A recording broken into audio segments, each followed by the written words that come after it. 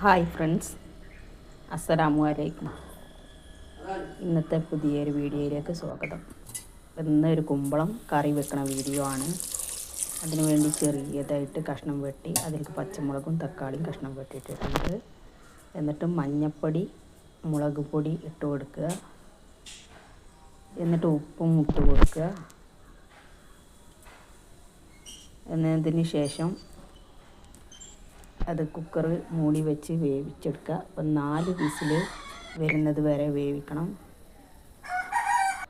അപ്പോൾ ഈ വീഡിയോ ആദ്യമായിട്ട് കാണുന്നവരാണെങ്കിൽ ലൈക്ക് ചെയ്യുക, ഷെയർ ചെയ്യുക, സബ്സ്ക്രൈബ് ചെയ്യുക.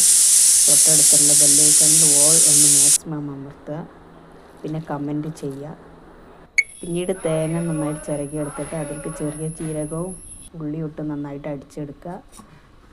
അപ്പോഴേക്കും അടുപ്പത്ത് വെച്ച കഷ്ണം വെന്തിട്ടുണ്ട്. അപ്പോൾ അതിലേക്ക് തേങ്ങ അരച്ചത് ചേർത്ത് കൊടുക്കുക. എന്നിട്ട് നന്നായിട്ടൊന്ന് ഇളക്കി മിക്സ് ചെയ്യുക. ഇതിന് ശേഷം ഒരു ചട്ടി അടുപ്പത്ത് വെച്ചിട്ട് അതിലേക്ക് കുറച്ച് പുളി ഇട്ട് കൊടുക്കുക.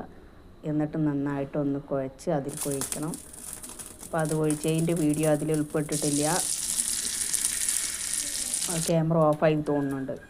അപ്പോൾ വീണ്ടും ഒരു ചട്ടി ഒഴിച്ചിട്ട് അതിലേക്ക് വെളിച്ചെണ്ണ ഒഴിച്ച് കടുക് പൊട്ടിച്ചിട്ട് വേപ്പിൻ്റെ ഇല കൂടെ ഇട്ട് കൊടുക്കുക.